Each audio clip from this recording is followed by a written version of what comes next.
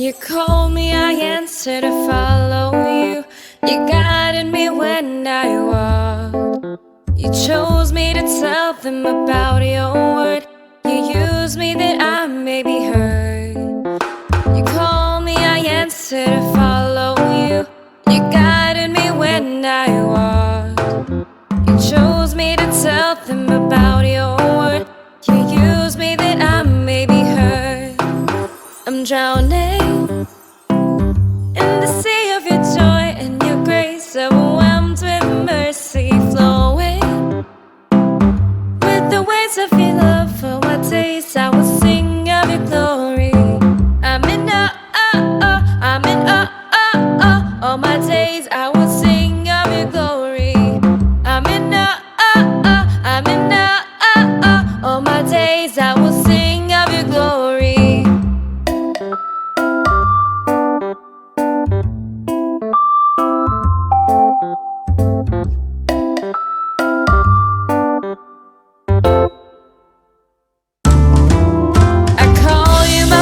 The only one. You catch me when I fall. I cry to you, God, and you sent your son. You're there for me through it all. I call you my Father, the only one. You catch me when I fall. I cry to you, God, and you sent your son. You're there for me through it all. I'm drowning joy and your grace, overwhelmed with mercy flowing. With the waves of your love, all my days I will sing of your glory. I'm in awe, I'm in awe, all my days I will sing of your glory. I'm in awe, I'm in awe, all my days I will sing of your glory. Drowning in the sea of your joy and your grace, overwhelmed with mercy flowing. With the waves of your love, all my days I will sing of your glory. I'm in awe, I'm in awe, all my days I will sing of your glory.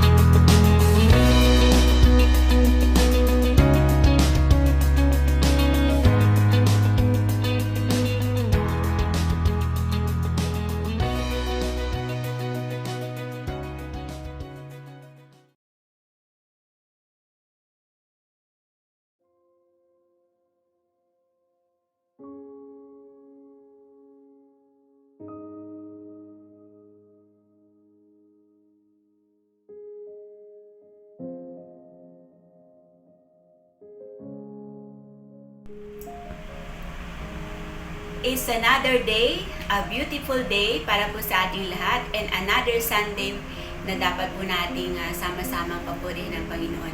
Nakakatawa pong isipin na we are already on half of 2021. At alam ko po, patuloy po natin nararanasan ang kabutihan ng Panginoon, ang biyaya ng Panginoon, hindi lamang individually, maging sa ating bawat pamilya. And sa pagkakataon po to, hinihiling ko po na ang bawat miyembro ng pamilya na kasalukuyan ay kasama po natin sa ating online service this day. Hinihiling ko po na pansumandali po, sandali lang po, just for 2 hours or less than 2 hours, iwan po muna natin na ating mga ginagawa. Mag-concentrate po tayo sa ating pakinig na salita ng Panginoon, sa ating pong pananambahan, sa ating pong kasamang pamilya, sa ating pong bawat tahanan. Mananambahan po tayo, hindi lamang po tayo manonood, sapagkat tayo po yung bahagi ng katawan ni Kristo na kung saan ay dapat po sama-sama po tayo nananambahan, hindi lamang po tayo nanonood ng ating live streaming kapag Sunday. Kaya sa umaga po ito, hinihiling ko ang bawat isa to join with me sa ating pong pananalangin. Hallelujah. Sambahin po natin ang ating Panginoon. Hallelujah, Lord. Hallelujah. O pinupuri ka po namin, dakilang Diyos. Sinasamba ka po namin, pinapupurihan ka po namin sapagkat you are the God who deserves all the praises and all the worship coming from your people. We thank you, Heavenly Father, for the privilege of worshiping you. Even, Panginoon, sa mga pagkakataon na we are of distance to one another, maraming salamat sapagkat we have the freedom, Lord. We have the freedom to worship you in spirit and in truth. And thank you, Heavenly Father, because we know that you are at work in our midst. Holy Spirit, be at work in our midst, in our service, O God. Hiniling po namin ang patuloy na pagkilis nyo sa bawat pamilya, sa bawat isa na kasama po namin nananambahan, that your presence be felt, Lord. Maramdaman ng bawat isa inyong banal na presensya sa bawat tahanan, Panginoon, sa pagkakataong ito, because you are not confined, O God, in every single places, but you are over all, Panginoon. Ang bawat isang pamilya ay inaabot nyo, ang bawat isang tahanan ay inaabot nyo, Panginoon. And all the people who are with us this morning, O God, patuloy nyo kinakatagpo sa pangalan ng aming Panginoong Hesus at ng banal na Espiritu, Panginoon. At sa pagkakataon ito, God, muli kami lumalapit sa inyo na may pagpapakumbaba sa aming mga puso at maghingi, Panginoon, paglilinis nyo, Lord, that in the name of Jesus, we are a clean vessel, Panginoon, even this time, Lord, that ready, Panginoon, na pagpunuan ng inyong mga salita. Those words na mapapakinggan po namin, Panginoon, ay matagpuan ng bawat puso ng bawat isa, ay matabang lupa na nahahandang paglagakan ng inyong mga salita, because those are precious words, Lord. Not only precious, but the words, Panginoon, that would encourage us, that would fulfill, Panginoon, yung pangailangan ng bawat isa. Sa umaga ito, dakilang Diyos, patuloy po kami lumalapit sa inyo at inaalala po namin ang aming mga kapatiran na nasa banig ng karamdaman. Father, you have said so that you will nurse those who are sick and that you would heal them, Lord, because that is your promise and that is your word, and that is the word, O God, na aming paniniwala na kayo ang aming dakilang manggagamot, and you are the God who does not lie. Hindi kayo nagsisinungaling, Panginoon, kaya ang aming pong pinaniniwalaan na inyong salita that you are the God who heals any kind of diseases, and the same God, Panginoon, na still at power sa pagkakataon ito ay patuloy po namin inaangal sa inyo ang aming mga kapatiran. O dakilang Diyos, katagpuin niyo po, Panginoon, si Neil Okan na kasalukuyan ay nasa ICU pa rin. Hiniling po namin that you would breathe him, Panginoon. Yung breath of life na binigay sa Kanya, Lord, ang patuloy niya maranasan sa pagkakataon ito, Lord, even Panginoon, na hindi niya naririnig o hindi niya nauunawaan na nga sa kapaligiran, but His Spirit, Lord, His Spirit is alive in you. And we continue to believe, Lord, that you are at work, O God, sa buhay ng batang si Neil, Panginoon. Maraming salamat, dakilang Diyos, that you are not yet through with him. Marami kayong plano sa Kanya. Ang dalangin din po namin, Panginoon, sa mabi ito, kaya Zaldi Murcia, Panginoon, patuloy niyo po siyang katagpuin, dakilang Diyos. His life is in your hand, Panginoon. Nasa kamay niyo ang kanyang mga buhay.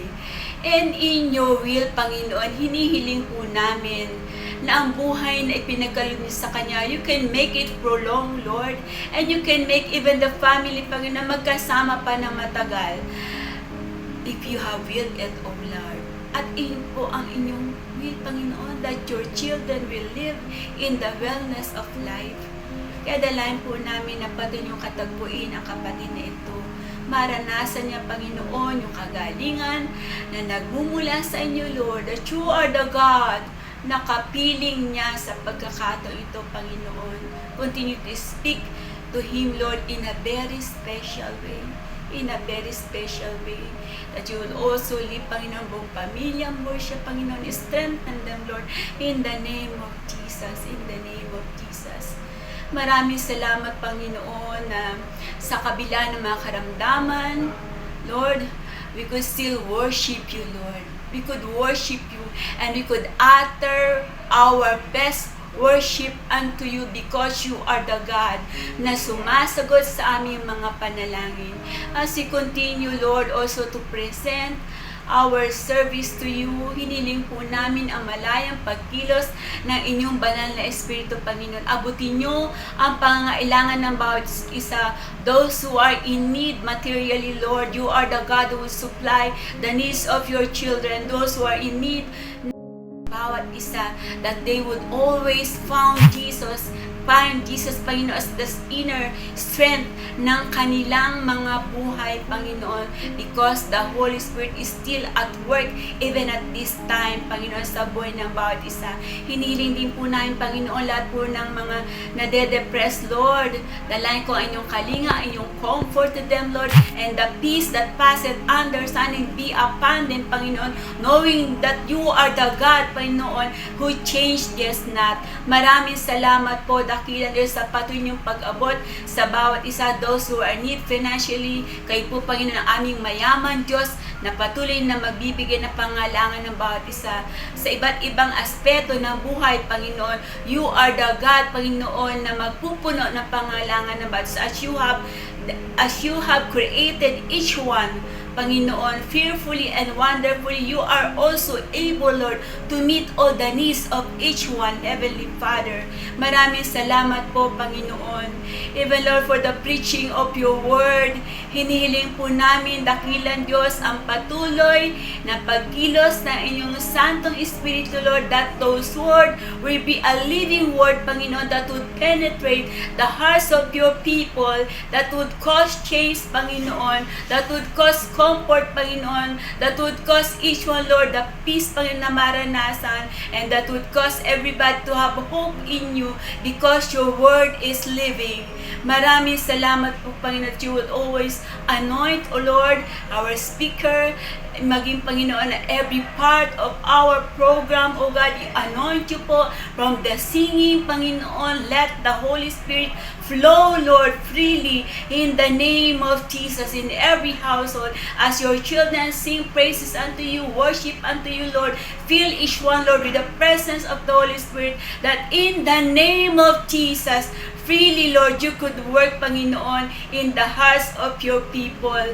Maraming salamat po, dakilan Diyos. Amin pong inihandog sa inyong mapagpalang kamay ang bawat minuto, ang bawat segundo ng aming service, Lord, ay tunay na magiging mabangong sa inyo, and it's acceptable before you, Lord.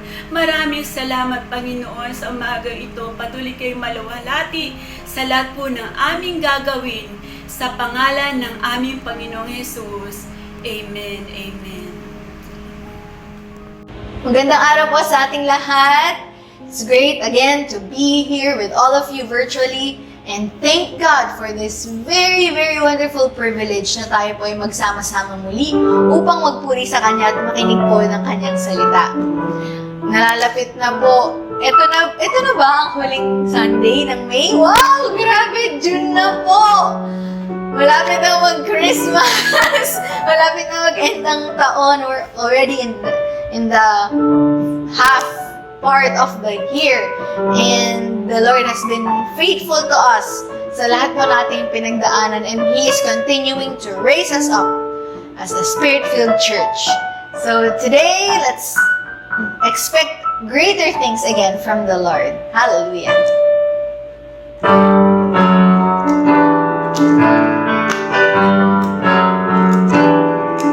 Tatakbo ngunit di maghapon, lalakad at di magbago, maghihintay ng may tagumpay, pagkat pag-asa ko ay nasa'yo.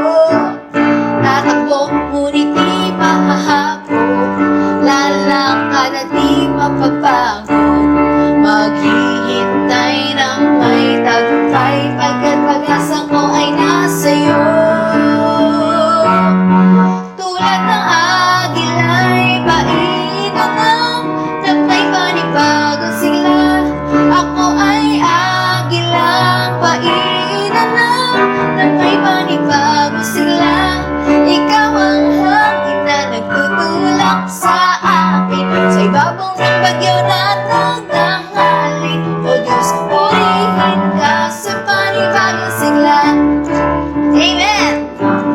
Tatakbo ngunit di mahahapon, lalakad at di mapapagod, maghihintay ng may tagumpay, pagkat pag-asa ko ay nasa'yo. Tatakbo ngunit di mahahapon, lalakad at di mapapagod, maghihintay ng may tagumpay, pagkat pag-asa ko ay nasa'yo. Tulad ng agila'y painanang na may panibagong sigla. Ako ay agilang painanang na may panibagong sigla. Ikaw ang hangin na nagtutulak sa akin, sa ibabaw ng bagyo na nagdahalik. O Diyos, purihin ka. Tulad ng agila'y painanang na may panibagong sigla. Ako ay agilang painanang na may panibagong sigla. Ikaw ang hangin na nagtutulak sa akin, sa ibabaw ng bagyo na nagdahalik. O Diyos, purihin ka sa panibagong sigla. Kasama natin ang Diyos.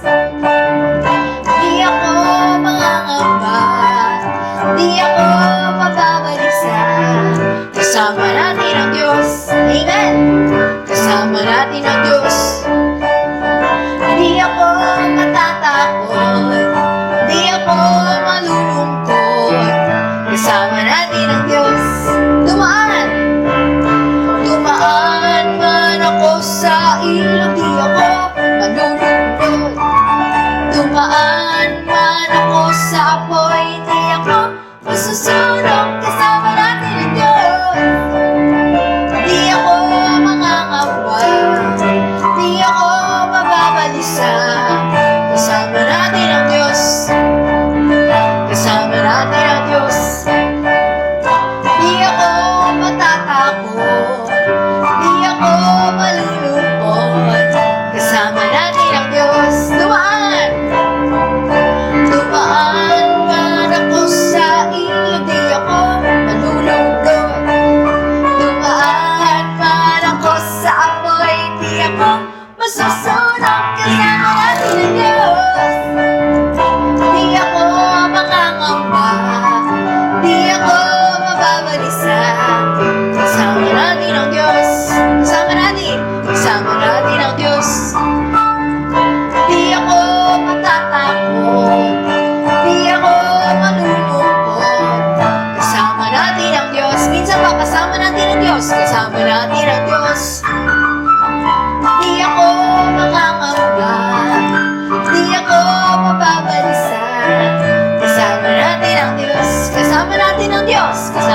natin ang Diyos.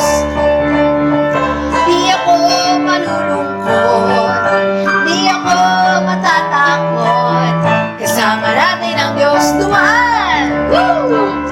Dumaan para ko sa ilog, di ako malulunod.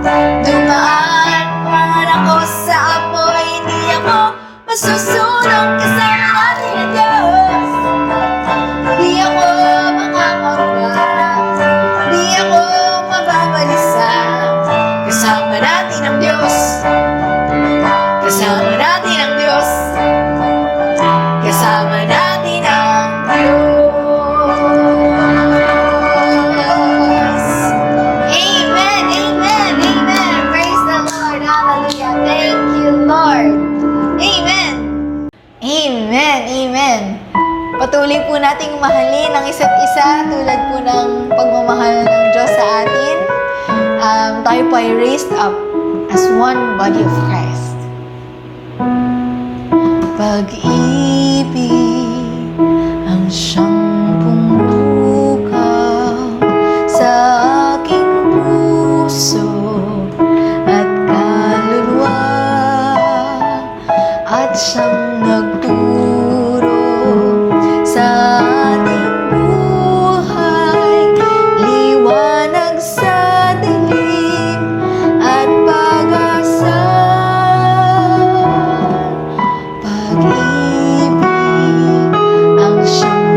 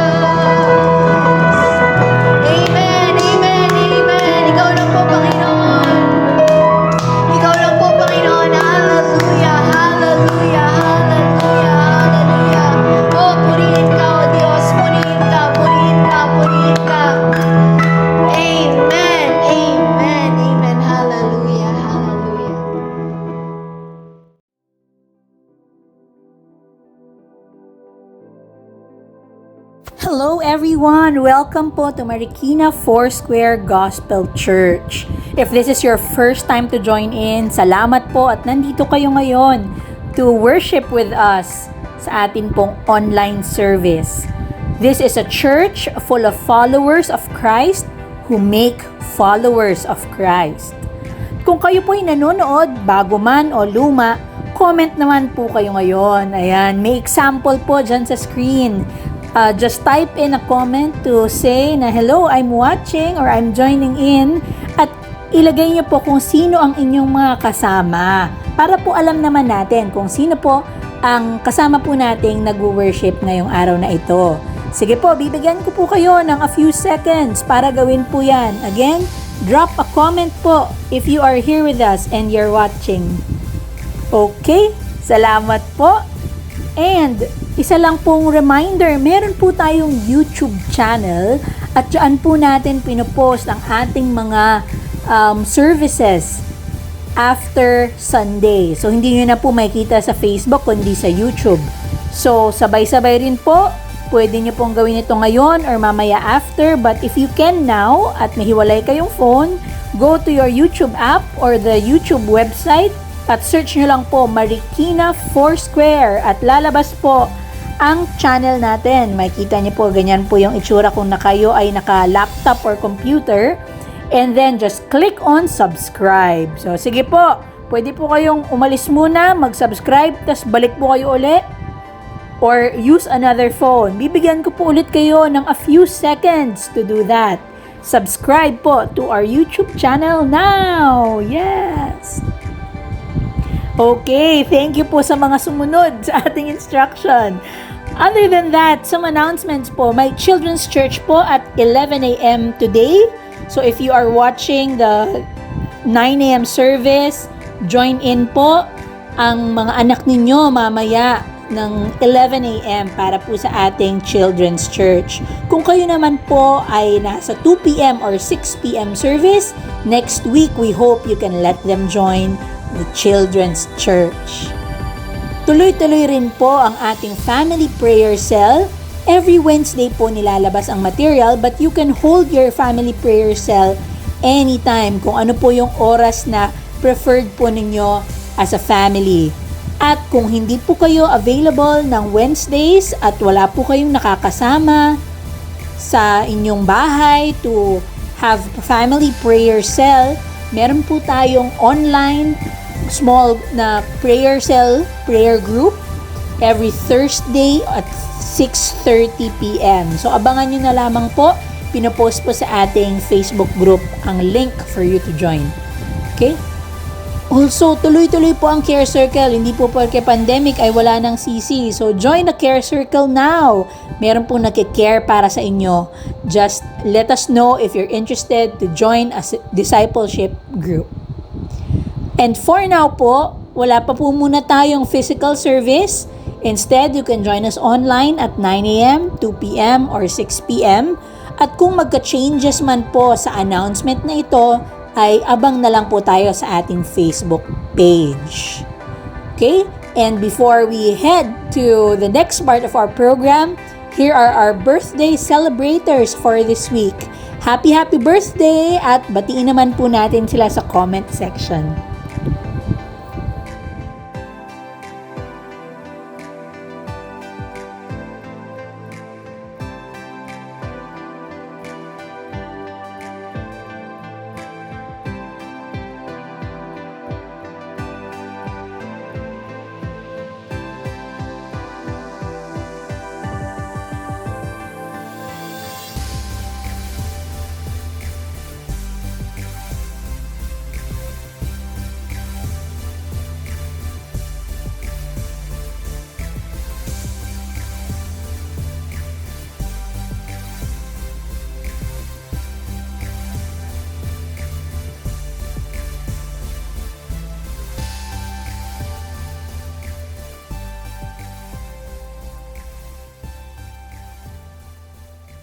Good day po sa ating lahat at tunay nga na napakabuti ng Panginoon sa atin sa lahat ng panahon. At salamat sa Panginoon dahil sa mensahe po sa atin last week about culture of giving, sacrificial giving.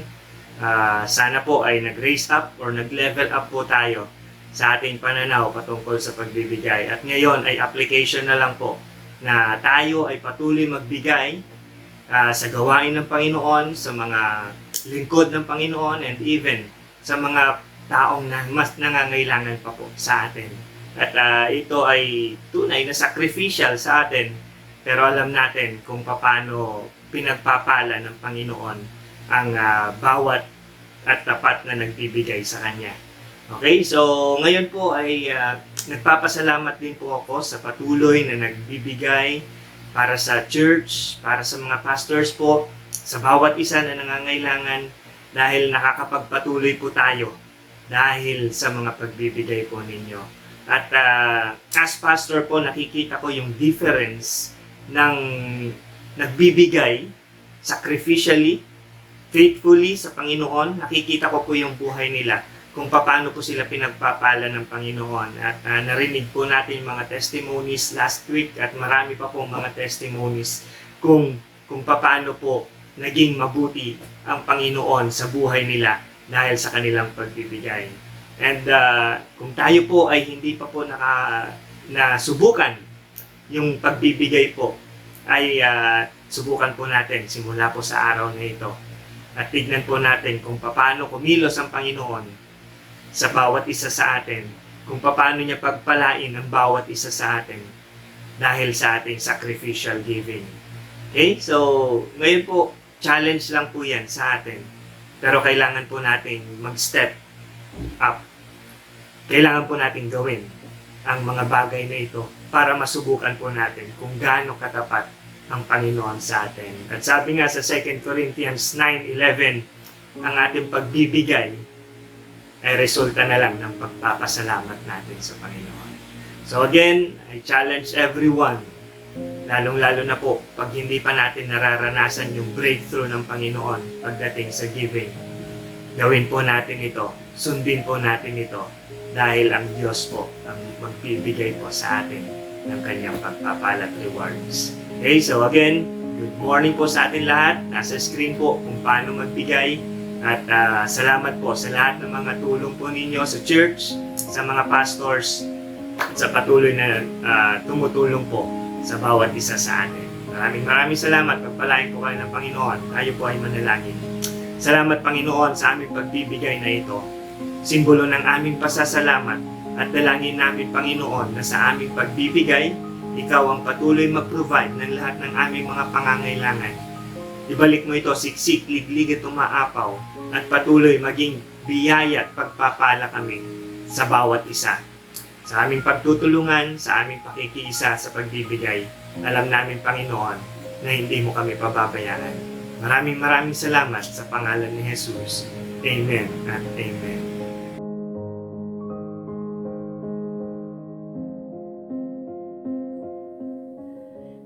Hello everyone, hello brothers and sisters in Christ here and abroad, across the miles.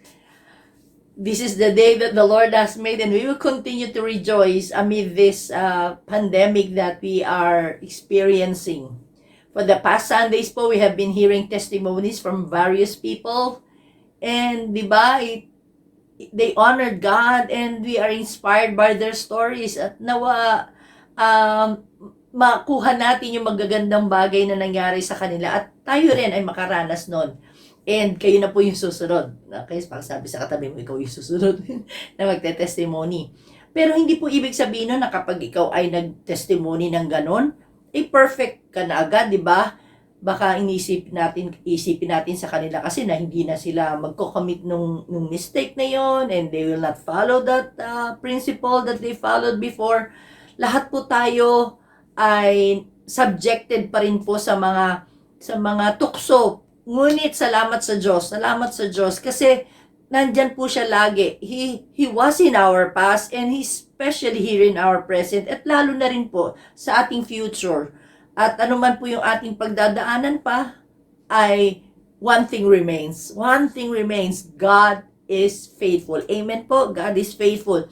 And He will be the one to help us climb that very high mountain And He will also help us to step off that shore so that we'll be able to cross that ocean without drowning. Okay? Kaya, stay on tayo pong lahat sa salita ng Diyos at sa pagmamahal po natin sa Kanya.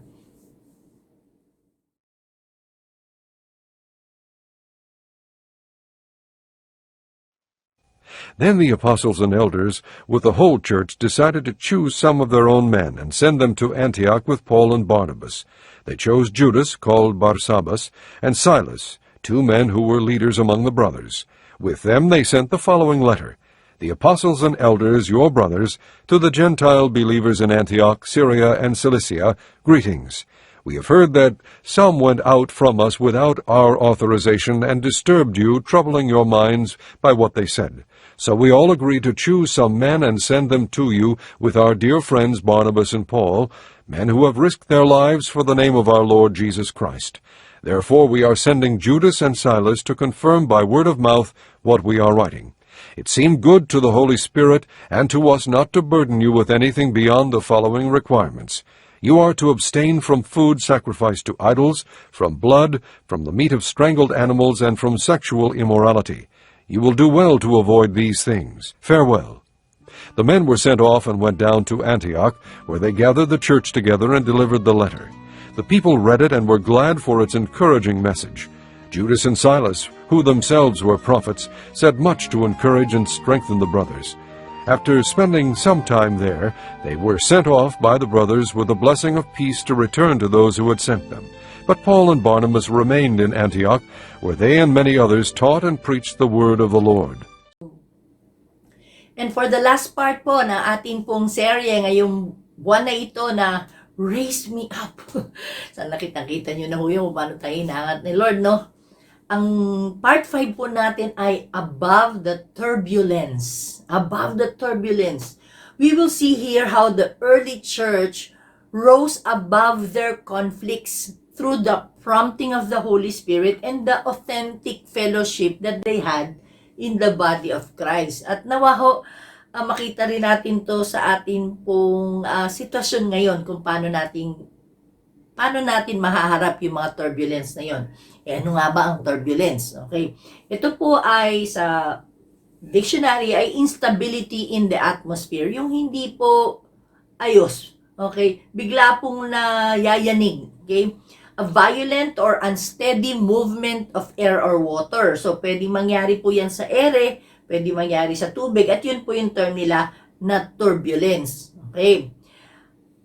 Meron po bang sa atin dito na nakaranas ng turbulence sa himpapawid o sa dagat? O kung kayo po'y nasa biyahe, whether kayo'y nasa barko o nasa eroplano, okay? Ang sarap na ng tulog mo, sarap na, maya-maya, biglang may disturbance, okay?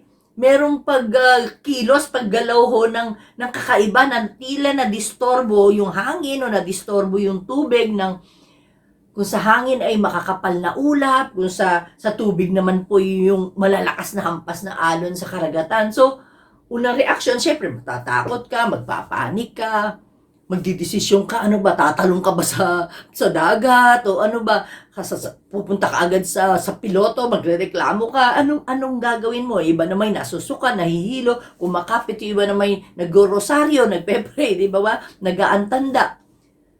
Hindi po turbulence yung mga nakasakay sa Chubibo tsaka sa mga ano ba yung sa Santa Rosa, Enchanted Kingdom, hindi po yan hindi turbulence po yan kasi kwentado po calculated po.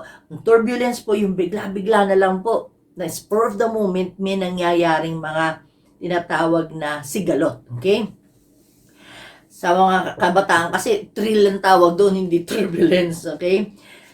Alam niyo po, yung early church was not without problems. Ibig sabihin po talagang meron din sila. Hindi ibig sabihin yun na that they were filled with the Holy Spirit, na wala na silang personal and doctrinal issues. Meron pong turbulence sa mga personal at mga doctrinal na usapan. Okay. Ito po ngayon ang gusto ko pa as an introduction. Ganito minsan na kailangan po nating makita sa ating buhay bago tayo magpatuloy po.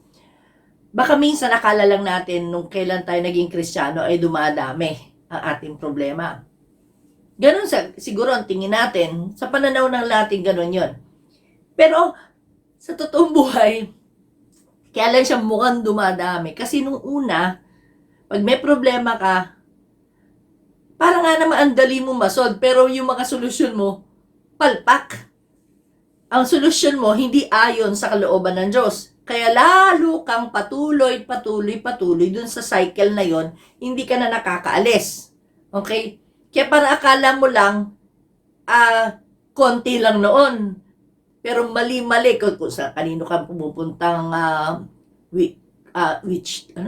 quack doctor, pupunta ka dito sa magtatawas, pupunta ka dito sa kung sino magtuturo sa iyo ng kasiyahan, punta ka ng Quiapo at hahanap ka ng fortune teller, saan ba ako ano ba magiging love life ko? So, kung saan-saan, para akala mo lang nasosolve mo, pero actually, halong nagmumultiply yon, hindi mo lang pansin. Okay? Pero nung naging Christian ka na, ngayon may takot ka na sa Diyos, mas nag-iisip ka kasi ngayon, mas pinaprocess mo na siya, kaya parang hindi agad siya, parang ang dating hindi agad siya nasosolve. Kaya akala mo lang dumadami siya. Pero actually, nag-iisip ka kasi kung paano mo ipiplease si Lord sa paraan, yung paraan na malulugod ang Panginoon doon sa pagharap mo doon sa mga problema niyan. Pero hindi yan dumadami. Dati mo na yung problema. Kaya lang sarili mo lang diskarte. Pero mas marami pa yon. Okay. Dito ang alang, hindi nagtutuloy-tuloy yung cycle kasi nga nag-i-improve ka, umaangat yung level of faith mo. Ganun po yun siya. Minsan po may kinalaman din ng Diablo, syempre, ano po? Pangalawa, okay, meron din siya dyan. Bakit? Kasi gusto ng Diablo na bumalik ka na dun sa dati mong lifestyle. Yung lifestyle na hindi nakaangat. Yung lifestyle na nandun lagi, bagsak. Ayaw niya ikaw ay being raised up. Gusto niya i-cast down ka, i-bring down ka. And the devil would not want you to grow in your faith in the Lord. Ayaw niya na lumalakas yung faith mo, na nagagala ka sa Panginoon. Ayaw niya, hate niya yung marunong ka magtiwala sa Kanya. Okay, ayaw po niya yan. Kaya, lalo na you are raised up in your giving, you are raised up in your discipline po, ng spiritual disciplines. Nako, Satan wants to pull you down. Gusto niya ilaglag ka. Kaya, padadamahin ka niya muna yan, pero maya-maya ibabagsak ka rin. Kaya, may kinalaman din ng Diablo, so we need to really submit to God and resist the devil. At pangatlong pwedeng perspektibo natin sa mga turbulence sa buhay, baka tayo na rin mismo nagpapalala ng turbulence. Kung tutusin, maliit pa lang naman yung alon, pero parang ginagawa na nating tidal wave. Tayo na rin na nag-cause nun. Kung tutuusin, manipis naman yung clouds, kumbaga, kayang-kaya pang dumaan ng aeroplano doon. Pero sino nagpakapal ng cloud? Sino nagpakapal ng problema? Tayo rin mismo kasi. Okay? Kaya, ang nangyayari, we exaggerate things, we go beyond our limits, kumbaga sa volleyball ay nag-stepping ka, nag-cross ka, okay? So, hindi nagiging tama yung pag-handle nito kasi nga, ikaw mismo ang nagpalala nun. You blew things out of proportion na dapat ganito lang sana yung conflict. Okay? So, kailangan po natin maintindihan yan as our introduction before makita natin what happened to the early church. Okay? Let's look at how they did it, that they did not avoid the problems, but they faced them squarely and they were able to handle them. Nawa, ganun din tayo. Una-una, okay, from discord to concord. Ay, naku, si Pastor Roy, kung ano-ano na naman yung mga salita. Sige po, hayaan nyo lang para matuto tayo na matuto, di ba? From discord to concord. Akala ko, aeroplano lang yung concord, Tagalog naman po nandyan, mula hidwaan patungong pagkakasunduan. Okay, yung discord po ay hidwaan, yung concord po ay pagkakasunduan. Okay. Ano ang nangyaring discord o hidwaan sa Acts chapter 15? Okay? Dito po natin yung makikita yung pagtuturo ng maling katuruan. Dito pumasok yung hidwaan kasi merong nagtuturo ng maling katuruan. Paano po ba nangyari yan? Si Paul at si Barnabas po ay magka-partner po sa ministry Marami silang pinag-preachan sa kung saan lugar. Tapos pumunta na po sila sa Antioch. Okay? Tandaan nyo po ha, marami na ring followers si Jesus sa Antioch. Sa Antioch po, dito unang tinawag na Christians ang mga followers ni Jesus. Okay? Remember that. Pero nasan yung pinaka-mother church, yung pinaka, yung home church nila, yung home base? Sa Jerusalem po yun. Ang Antioch po, hindi po. Okay? So si Paul at si Barnabas, nandun sila, they stayed there for a long time, nagmi-ministry, tinuturuan yung mga disciples doon. Ang problema, habang nandun sila, may mga workers ba naman na from Jerusalem church na dumating at nagturo sa kanila, oy, kailangan kayong matuli. Okay? Kailangan kayong masircumcise ha. Turo yan sa batas ni Moises para maligtas kayo. Yun po, okay. Circumcision ang nilalaban nila, yung dumating na grupong yun ang sinasabi nilang punto. Kailangan nilang matuli. Okay. Okay, sino nagsasabi nito? Mga Hudyo pong puro yun. Kasi po talaga, kultura po nila yung nagpapatuli, yung circumcision. Ito po ay kasama sa Mosaic Law, sa Moses, sa the Law of Moses. Okay? Ito pong mga Christians sa Antioch, mga hentil po ito, hindi po lahat Diyos yan, na hindi naman nila alam yung kulturang yan. At hindi na yan nila yung practice. Pero alam nila, they are followers of Jesus. So ano na ngayon ang totoo dun sa dalawa? Dapat ba talaga magpatuloy o magpatuloy nang hindi natutuli? Okay? Pasensya po kayo sa mga ganitong salita, pero ganito po talaga ang sitwasyon.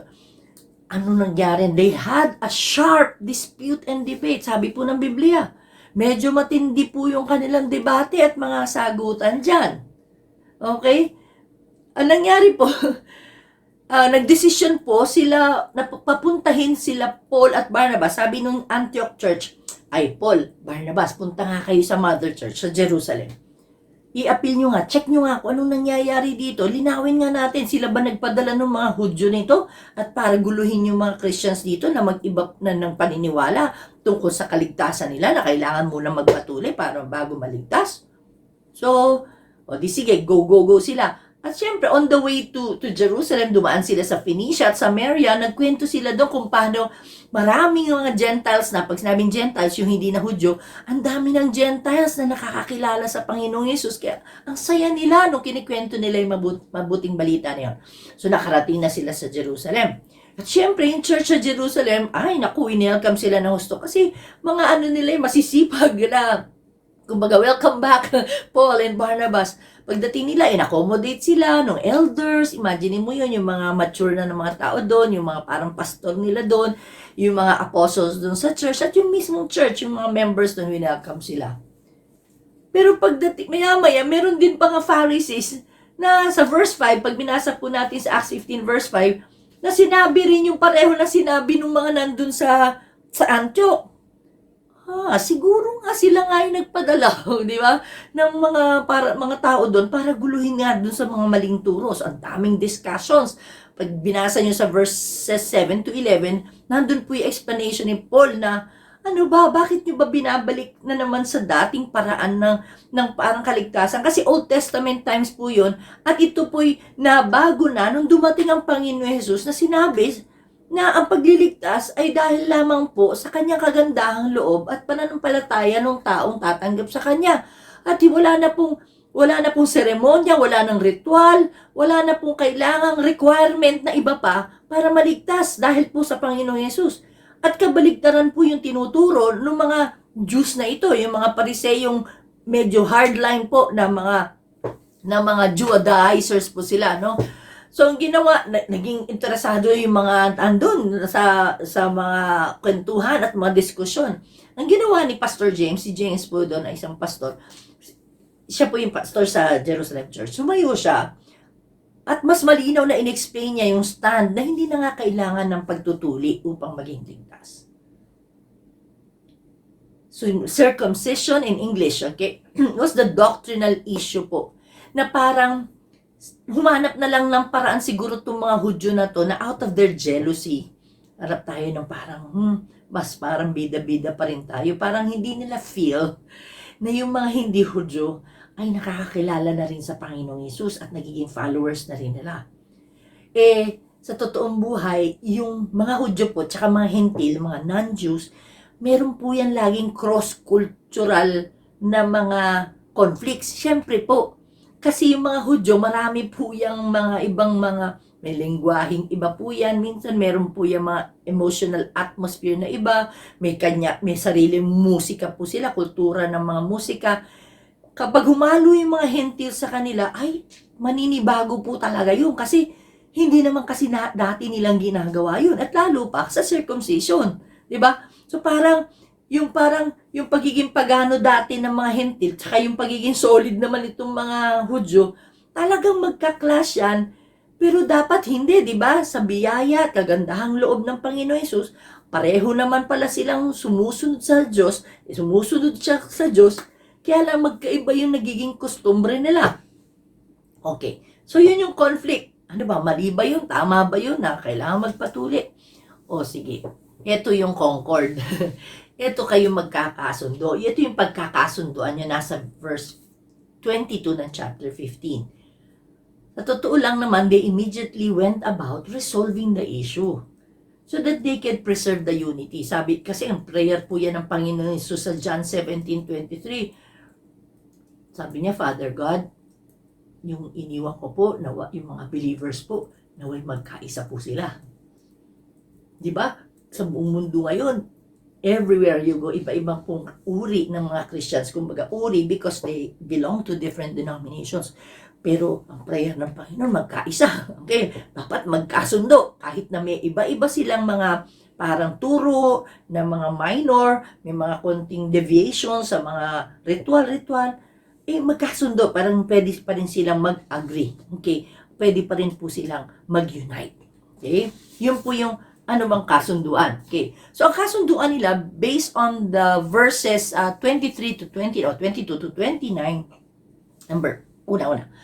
Pinadala nila si Judas Barsabas, hindi si Judas Iscariote, Judas Barsabas at si Silas or si Silas, along with Paul and Barnabas, pabalik sa Antioch. Okay? Sige nga, patulungan nga natin sila para ma-confirm. Okay? To confirm God's message of grace. Para may magpapatunay talaga na ito talaga yung tama. Hindi na yung pagpapatuloy pa, kundi yung biyaya ng Panginoon, kaya maliligtas. Pangalawa, sinabi nila na, sige, pagpunta nyo doon, na ito yung masaya ang banal na spirito kapag ito yung magiging desisyon natin. Okay? Because this is the prompting of the Holy Spirit. Okay? Importante po ang banal na spirito kung ano po yung tinig niya. At pangatlong sasabihin nila, kasi magdadala sila ng sulat at sasabihin lang doon sa Antioch para babasahin nila Paul at nila Barnabas or Silas doon, babasahin nila yung sulat pagdating doon sa decision yun ng Jerusalem Council para padala sa Antioch at yun yung babasahin. That they will agree, that they will refrain from what? From doing sexual immorality, from eating food sacrificed to idols. They will not eat strangled animals anymore, or they will not eat blood. Okay. Pastor, bakit nila sinabi to? Bakit nila kailangan isulat ito dun sa mga Christians sa Antioch na hindi Hudyo? Opo, kasi po siyempre, pag hindi ka naman dating Christian, lahat na lang kinakain mo, lahat na lang parang walang bawal sa'yo, parang gano'n, na hindi lahat, parang lahat sa'yo ay mabuti, parang gano'n. As an understanding po nila, as an agreement, okay, parang kailangan mo mag-adjust, even just for a little while, and for a little amount and little matter, na po hindi matter, para po hindi lang masyadong ma-offend ang mga Hudyo. At makikitaan din naman yung mga bagong Christians na hindi Hudyo na meron nang nagbabago sa kanilang lifestyle. Okay?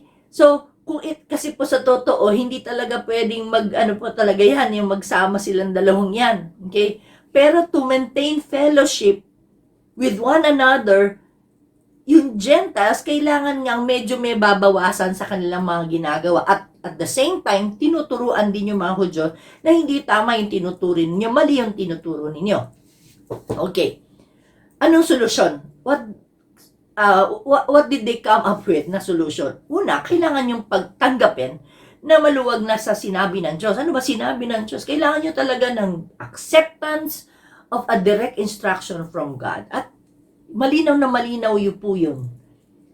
Si Jesus mismo nagsabi nun na hindi na pinabibigat ng Diyos ang kaligtasan ng tao. Kaya yun po yung nakasulat sa Ephesians 2:8 and 9, "For by grace you have been saved." Kaya sinasabi nila sa mga Hudyong to na nagbibigay pa ng mabibigat na pamatok. Kayo nga, hindi kayo makalift ng finger, tapos bibigyan nyo pa ng pamatok ito. Samantalang nasa Panginoong Hesus lang naman talaga ang kaligtasan ng tao. Pag dinagdagan mo yun ng effort ng tao, hindi na yun grace ang tawag. At mahirap po i-gauge yun kung anong kailangan mong measurement ng good works mo para maligtas ka. Kaya nga po hindi niya nila ginanon. Because sabi po ng Romans 3:23, lahat naman talaga nagkasala at walang pwedeng umabot sa Diyos. Walang may kaya umabot sa Diyos. Kaya ang Diyos na umabot sa atin sa pamamagitan ni Jesus. So kailangan mo lang tanggapin na maluwag yun. Kailangan tanggapin yun ng mga Hudyo na nagtuturo ng mali. At tanggap na tanggap po yun ng mga Gentile Christians doon sa Antioch. Gustong-gusto nila ho yan. Okay. Number 2 ay pagkilala sa mga first-hand na karanasan ng mga saksi. Kailangan mo naman i-acknowledge yun. Kaya nga sila Mark, kung sino pa pong mga apostle ngayon, mga first-hand po yan, experience. Si Paul, he had a 3-year Bible study with the Lord and encounter. Okay, so ito po yung mga saksi na po sila na mismo nakarinig sa Panginoong Hesus. Sila po yung nagpasa-pasa na po yan, nagturo ang Panginoon sa kanila. So yun lang po yung first hand. Sa mga witness po, dapat talaga eyewitness ka. At yun po yung mga pinaniniwalaan. At hindi lang naman po isang piraso yan, nagkokongkor po sila dyan. Nag-a-agree po yan sa isa't isa. Okay, so kailangan mong i-acknowledge na yon.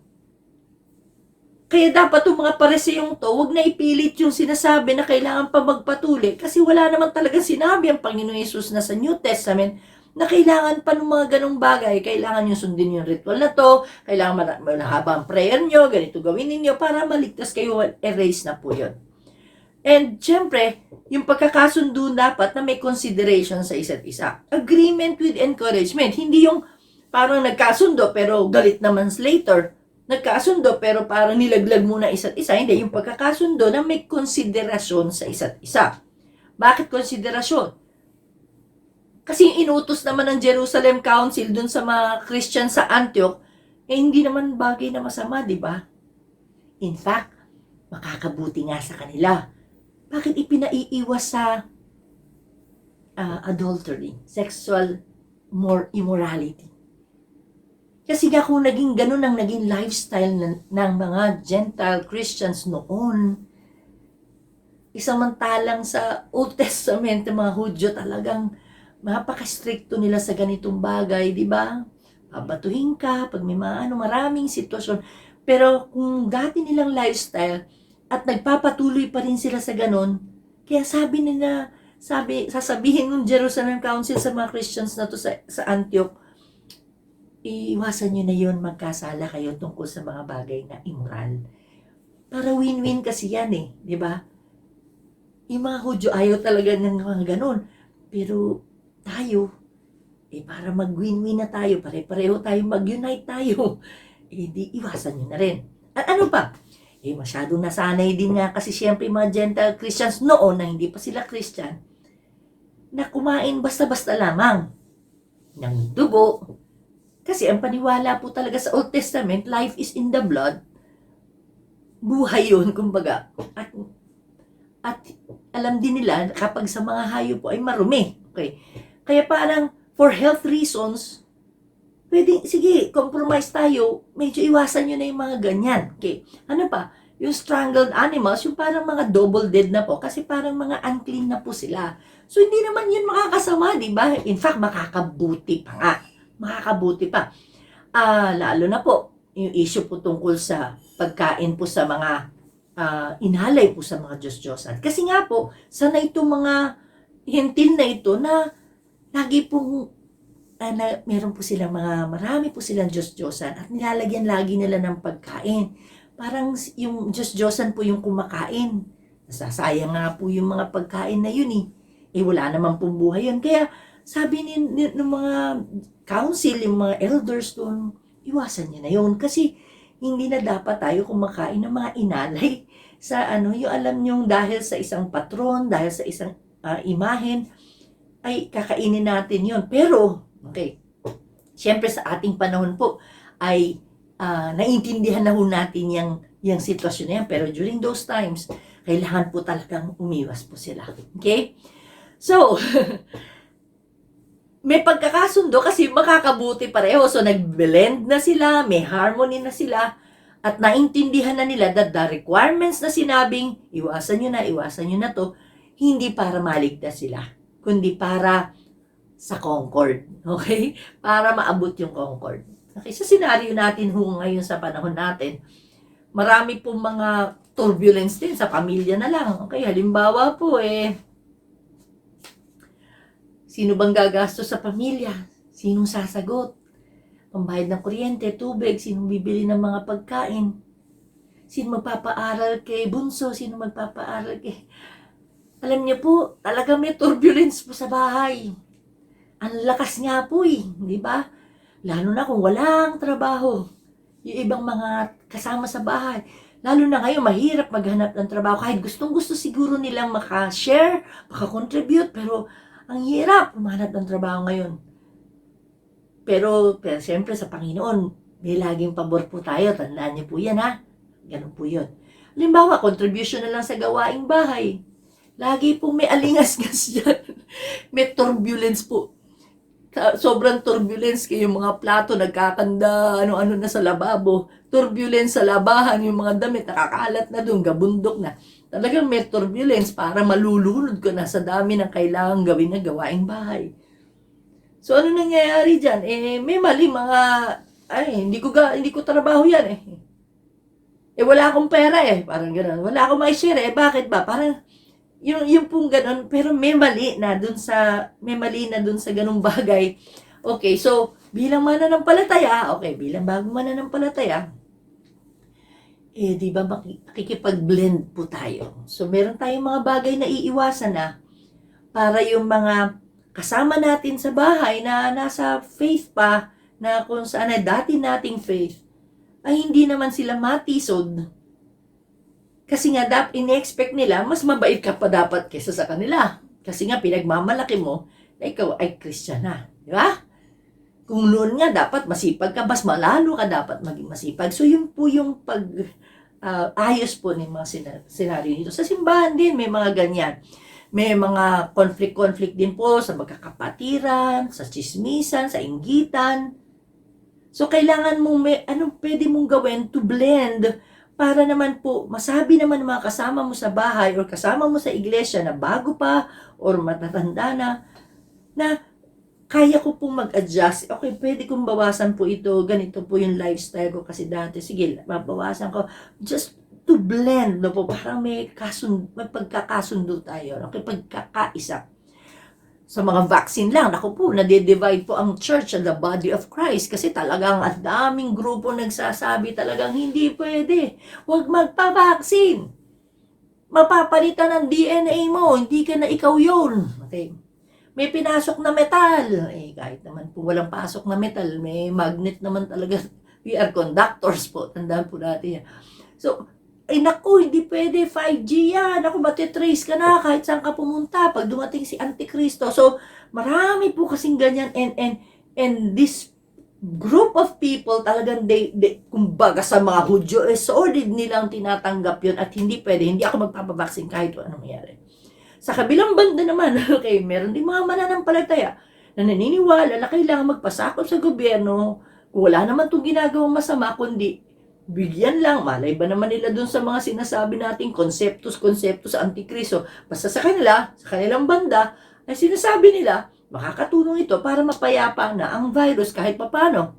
Okay, katulad nangyari sa ibang bansa na dahil marami na nagpapavaksin, bumaba na po yung transmission ng virus. So, meron po ganun sa church, whether you like it or not, and whether you believe it or not. Okay? So, anong pwedeng pagkasunduan dyan? Ang stand po talaga ng Foursquare, dahil kalusugan nyo yan, binibigay po yung desisyon sa atin. Kasi tayo naman yung responsable sa sarili nating katawan. So, masabi mo man yung punto mo sa iba, pero hindi mo sila ma-influence, okay lang yun. At least nasabi mo lang, nasuggest mo lang, at huwag mo nang ipagpilitan para na lang for the unity. Siya naman yun, katawan naman niya yun eh. Katawan ko naman to. Parang ganun po. Okay, naintindihan po ba natin? Minsan, friendship scenario, halimbawa, magkakaibigan kayo, tapos yung anak ko, tsaka yung anak mo, minor de edad pa yung anak mo, yung sa akin ay matanda na, niligawan yung anak mo, yun pala, kahit friendship kayo, kahit friends kayong dalawa, hindi nyo pala type yung isa't isa para sa isa't isa. Diba? So, parang kayo na-involve na rin. Okay, so anong pwedeng compromise? No? Ano ba? Papayagan mo ba lumigaw sa atin? So, pwedeng pag-usapan. Okay. Tandaan natin, ano ba relevance ito sa ating panahon talaga? Wala naman talaga hidwaan na hindi makukuha sa malinis at maayos na usapan. Kapag pinipilit kasi ng isang partido yung gusto niya, wala talaga maayos. Kailangan ng transparency at maging handa ka na harapin yung pagkakasunduan ninyo na papayag ka din, hindi naman puro hindi ka papayag. Sa kahit anong larangan ng buhay, may nangyayari pong hidwaan. Kumbaga ngayon maayos mamaya masishake na siya, mabubulabog na siya at kasi may nakatrigger. Ngunit pwede namang pag-usapan ang lahat ng ito nang walang mali siya. Walang lagi iniisip na mali, lagi parang mali siya. Laging mali siya. At ikaw hindi. Yung ilabas mo yung damdamin mo nang wala namang paghuhusga. Ganun po, kaya po nangyayaring kaguluhan yan kasi po walang pagtanggap, walang pagkilala. Kaya tuloy, walang pagkakasundo. Kaya maganda po kung gusto mo ng concord, tanggapin mo yung sinasabi ng Panginoon na correction sa ating buhay. Kilalanin natin yun ng mga naging lifestyle na ibang tao na nakorek na nila at magkakasundo sigurado yan. Point number 2. Susunod po natin, from pretension to correction. Pretension to correction. Ano yung pretension? Yung pagbabalat kayo po.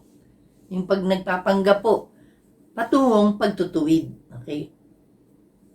Pagbabalat kayo pero nagiging matuwid to. Okay? Ano po yung pagbabalat kayo na nangyari? Okay? Si Pedro po yun. Si Pedro? Di ba siya yung preacher na 3,000 yung naligtas? Opo, si Pedro po. Na valedictorian ng mga apostles. Kasi lagi ang active po niya. O nga po. Ganun nga po siya ka-active. So, ano po yung issue? Naghunyango po siya eh.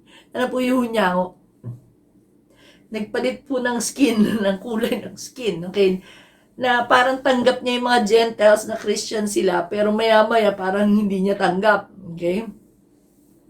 Na ligtas sila, pero nung may inarte siya na parang hindi sila Christian. Ano nangyari dito po? Si Pedro po, nasa Antioch po siya at nag-visit po siya dun sa mga believers dun sa Antioch, yung pinag-usapan nating lugar kanina na church. Ano po, talagang in-exercise niya yung kanyang rights doon na pinapadala kasi siya ng mother church. Kapag huntahan siya, nakikain siya doon ng masayang-masaya, enjoy the fellowship with the Gentile converts. Siguro kwento-kwento sila, reflection sila, saya-saya nila. Di kwento. Maya-maya, may dumating na isang grupo ng mga lalaki na galing sa Jerusalem. Siguro under the influence ng Judaizers nga na nagtuturo nga tungkol dun sa crucifixion. At alam niyo naman mga solid po ito. Na parang ang feeling may superiority sila dun sa mga Gentile Christians. Kasi Hudyo sila, kumbaga una silang naging follower ng God. Yung sila yung parang merong karapatan. Kaya ang feeling nila, mas lower class tong mga Gentile Christians. Kaya parang dapat ang kami ang samahan nyo. Hindi yung mga Gentile Christians, mas bongga kami, para mas sikat kami. Parang gano'n. So, ano nangyari po? Nung dumating na yung mga lalaking to, habang nagkwentuhan, ang saya-saya nila Pedro at yung mga Christians doon, anong ginawa? Nagkaroon siya ng lapse ng judgment. Bakit? Ano ba ginawa niya? Nung dumating, bigla siyang tumayo. Parang aligaga. Naaligaga siya. Siguro yung tawa niya, biglaan niyang binawi. Imagine niya na lang, ha? Yung tumayo, nandiyan sila. Parang nagpaalam agad siya doon sa grupo, parang kunyari hindi niya kasama yung grupo, hindi siya nakikipag-socialize sa kanila at nakikipag-associate sa kanila at nag-join doon sa mga Hudyo. Okay? So saan guilty si Pedro dito? Anong yung pagiging hunyango niya at pagbabalat kayo? Una-una, ginawa ni Pedro yon, ibig sabihin mali yung tinuturo niya. Bakit? Kasi yung tinuturo ni Pedro, no, lalo na po nung they were filled with the Holy Ghost ng mga disciples po during the time ng Pentecost, di syempre tinuturo na po nila na ang ng refreshing ay galing sa banal na espiritu at kailangan mo lang magsisi sa iyong kasalanan at palatayanan mo ang Panginoon at ikaw ay magiging born again na, magiging Christian ka na. Wala namang turo doon talaga na wala namang tinuro talaga si Pedro din na kailangan mo ma-circumcise, matuli, gawin mo muna to. Doon sa bagay na yun, magiging Christian ka na. Na kahit wala yung pagtutuli. So, ibig sabihin, kung parang natakot si Pedro during that time, na umalis siya na parang, naku, kailangan, mas dito ako sa grupo na mas superior. Parang ibig niyan sabihin, mali yung tinuturo niya. Bakit parang kumampi siya dun sa mga Hudyo na nagsasabing talagang kailangan niya magpatuli. Ganun po, okay? Ano pa? Number 2, kung ginawa ni Pedro yun na biglang tumayo, parang ginawa niya out of place yung mga Gentile Christians. So, ibig sabihin, talaga nagbabalat kayo siya. Kanina lang, tawa ka ng tawa. Kanina lang, nakikipagkuntahan ka sa amin. Nakikipagtawanan ka. Nagre-reflection tayo ng ayos-ayos. Ngayon, parang bigla mo kaming in-outcast. Bakit mo kami tinuturing na parang hindi na kasama mo? At parang feelingero ka na gusto mo maging associated ka sa mga Hudyo. Diba? Meron na po siyang panghuhunyango doon. Kanina ganito kulay mo, ngayon gito na kulay mo. Okay, so mali po yun. Kaya nga, si Paul po talagang sinabi sa kanya, hipokrito ka. Ibig sabihin po na hipokrito, parang sa showbiz po, na dalawa po yung mukha. Kanina tawa ka, ngayon biglang serious ka kasi kasama mo na yung mga Hudyong solid, parang gano'n. And kung gano'n ang ginawa niya, parang ang problema, nakahikayat pa siya sa mali. Bakit? Sabi po ng Biblia, pati daw si Barnabas, sabi sa Galatians 2:13, that time, pati si Barnabas, okay, na nahawa niya sa pagtayo, nandun din, sumama rin din sa mga Hudyo at parang hindi na pinansin yung mga Gentile Christians na kung saan ang saya-saya nila. Diba? Anong correction po ginawa nila? Anong pagtutuwid po? Una po, tinapat po talaga ni Pablo si Pedro. Kumbaga in his face or to his face. Kahit po nandyan yung mga nakaharap sila sa mga dinaretso na po niya.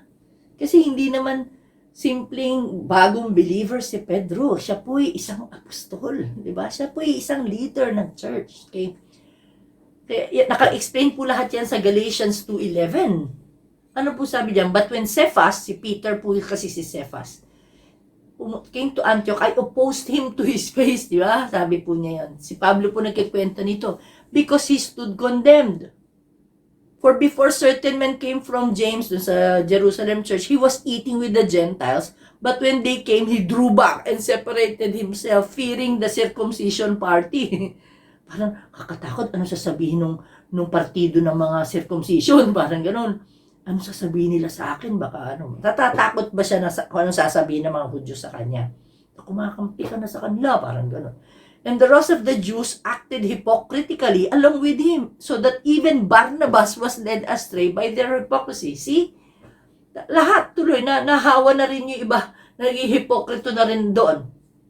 But when I saw that their conduct was not in step with the truth of the gospel, sabi ko kay Cephas, kay Pedro, if you, though a Jew, live like a Gentile and not like a Jew, how can you force the Gentiles to live like Jews? Ano ka ba? Ano ba ka ba talaga? Okay? Pero salamat po, dahil na-solve po yun kasi Peter and Barnabas, inadmit din po nila na nagkamali sila doon at na-restore din po yung fellowship with the Gentiles. Naayos din po yun. Ano pa? Tinuwid ng may higit na malasakit. Tinuwid po ni Pablo si Pedro ng higit na may malasakit. Bakit? Gusto lang ba sabihin ni Pablo na mas alam niya yung sinasabi niya? Hindi. Kaya niya kinokorek po si Peter kasi may concern siya sa body of Christ. Kasi ayaw niya na merong mali-live out, merong parang ma-out of place, parang makaka-feel sila na inferiority kasi nga parang second class si Christians, parang gano'n, may class ba yan? Marang priority yung Diyos, tas kayo ganito second class, hindi po eh. Tinanggal na nga po yung barrier ng Panginoong Yesus. Dahil sa Panginoong Yesus, natanggal na po yung barrier. Wala na hong Diyos lang, wala po yung eto, hindi, kasama na po yung mga Griego or Gentiles or mga Gentile Christians. So, ano po ibig sabihin niya? Because his concern was the grace of God, dapat makita ng lahat na po for everyone. At hindi lang po para sa mga Jews. You know, we can always go above this turbulence na pagbabalat kayo. Kailangan lang po natin maging authentic, maging real in our dealings for the sake of the body of Christ. Kumbaga, kung mahal mo. Ganun dapat yun. Okay? Kung masama ang loob mo, sabi mo talaga masama ang loob mo. Okay? Pero may guidelines po tayo dyan mamaya. Okay? Ano po relevance ito sa ating panahon? Sa ating Christian walk po ngayon. Marami pa po tayong dapat matutunan. Dami pa po nating dapat malaman. At ang dami rin po nating kailangan i-correct din sa mga paligid natin. Okay? So, pareho po dapat yan. Tama ang motibo. Okay? Ang problema lang po sa mga kinokorek, masyado pong ma-pride at ayaw pong magpa-correct. Tama po! Lahat po tayo, meron po inch of pride. Kumbaga, iba nga lang po kasing laki ng ruler. Kaya nga po, swallow your pride. Let's swallow our pride. Lunukin ho natin ang pride kasi wala pong nabubulunan sa paglunok ng pride. In fact, mas naaayos nga po ang digestion. Mas umaayos po ito. Dahil nga po nawawala yung balakid. Alright? So, ganun pong gawin natin para kung meron mang parang pagbabalat kayo, meron pong hindi tamang pagpapakita, no po, parang doble kara, mamaya mabait, mamaya hindi mabait, mamaya mukhang Kristiyano, mamaya hindi mukhang Kristiyano, mga ganun po ba? Kaya ayusin po natin yun, kailangan po talaga authentic po yung ating pong lakad sa Panginoon. At magpa-correct po tayo kung talaga may kailangan ayusin, may kailangan i-purge, may kailangan gupitin at putulin po sa atin po. Magpa-correct po tayo. Okay? And point number 3. From conflict to concurrence. From conflict to concurrence. Mula sa mga pagtatalo po, patungong pagsang-ayunan. Pagsasang-ayunan. Okay? Nagtalo, pero nagsang-ayon din pagdating ng dulo. Ano po yung pinagtalunan nila? Ano po yung conflict? Ito po yung magkaibang desisyon ni Pablo at ni Barnabas. Bakit po sila merong magkaibang desisyon? Okay, nandyan po yan sa Acts 15. Now, Barnabas wanted to take with them kasi aalis po si Paul tsaka si Barnabas ulit. Si Pablo tsaka si Barnabas aalis sila. May mission work sila. Si Barnabas gusto niyang isama si John Mark. John Mark po magkaiba si John at iba naman po si Mark. Si Mark po ito ay John Mark ng Book of Mark na nagsulat. Okay? Si John Mark po gusto isama ni Barnabas pero si Paul, ayoko. Bakit? Para sa kanya, it is best na hindi niya isasama si John Mark kasi sa verse, sa Acts 30, nandun po yung sitwasyon na nandun po sila sa Perga in Pamphylia, iniwan po sila ni John Mark at bumalik po sa home church sa Jerusalem. Kumbagay umatras, okay? Yun yung naging conflict, okay? So parang si Pablo, hindi ko ito pwedeng isama. So nagkaroon po ng sharp disagreement. Kanina, sharp debate and dispute. Ngayon, sharp disagreement. So, meron po talagang mga conflict na po. May pagtatalo po talaga. At sabi sa verse 37, hindi ito basta-basta.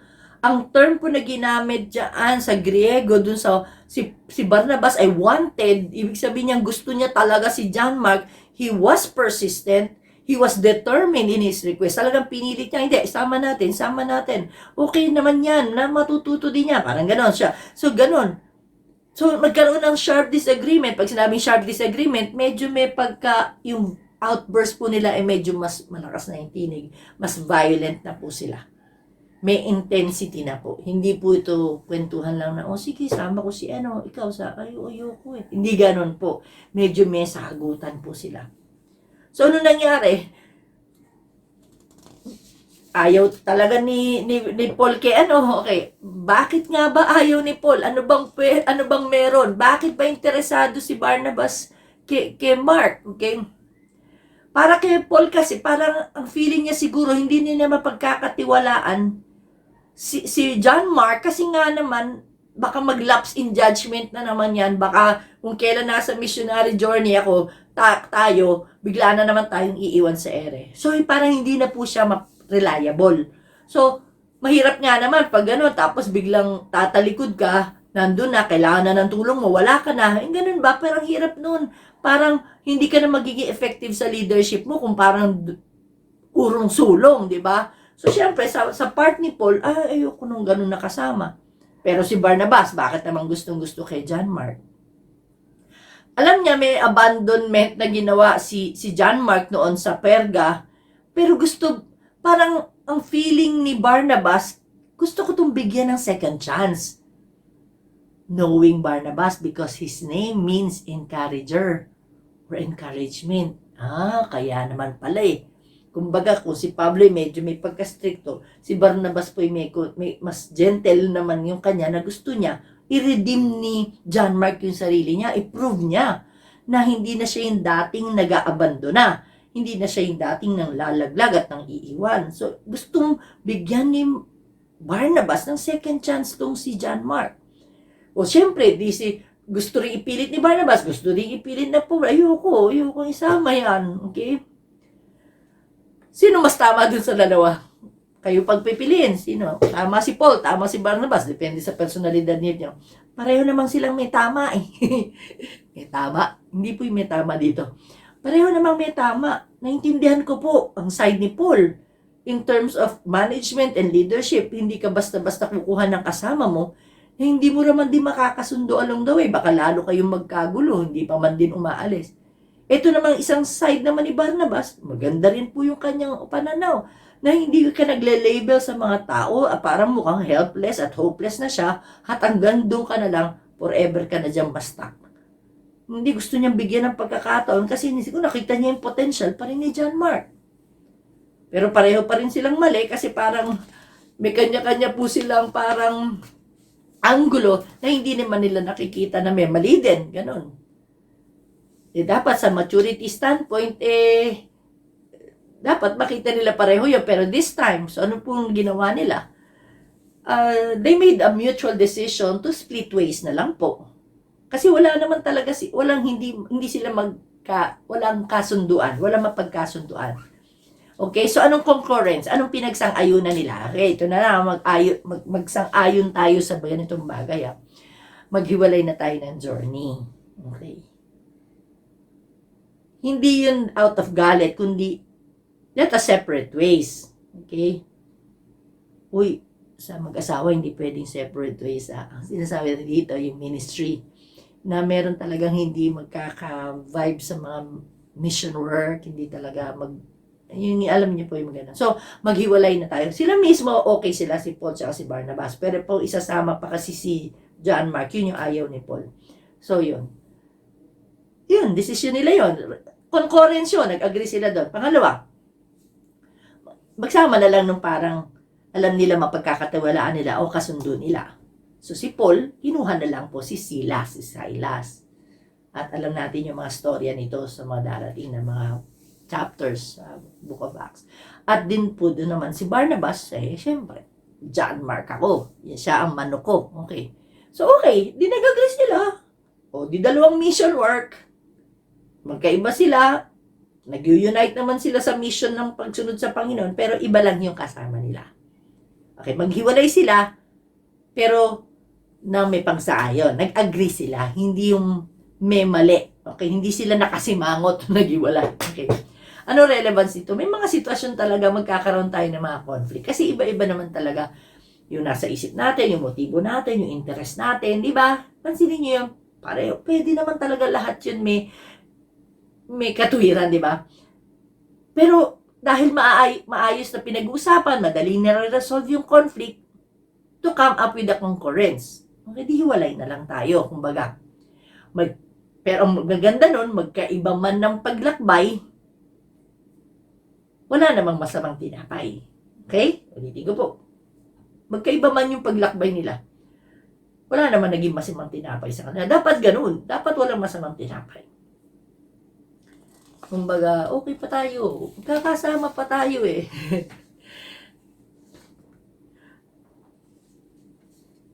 So si Barnabas at Mark po, pumunta sila sa Cyprus at si Paul and Silas naman po nag-travel to Cilicia in Syria. Pero kung tutusin, ito angle lang na makikita nyo Si Barnabas po, teacher po yan ni Paul. One time in his ministry, siya po yung naging guro ni Paul. Kasi si Paul po later na po yan naging Christian. Kung tutusin, pwede siya mag-bossing-bossing dyan. Hindi, sumunod ka dito. Ito sa nasabi ko sa iyo, superiority. Okay. Or seniority. Ayan, mga ganun yan Pwede mga ganun Pero hindi in-insist naman din yun ni Barnabas. Okay. At si Pablo din naman, maganda kasi siguro he grew also in the process. Nag-mature din siya sa mga choices niya. Kumbaga, out of this situation, nag-mature sila. At ang maganda dito, God brings out yung from good, something good out of that split. Okay, yung pagkaka-split nilang ganun ng missionary journey, ang laki na nangyari doon na mas dumobol pa yung missions nila, di ba? Mas maraming nakakilala. Okay. Ano nangyari ba along the way? Ano naging result ng pagkakaiwalay? Nag-mature po si John Mark. Talaga na-prove din po niya that he was a good laborer ng Panginoon. At hindi nagkamali si Barnabas sa pag-encourage sa kanya.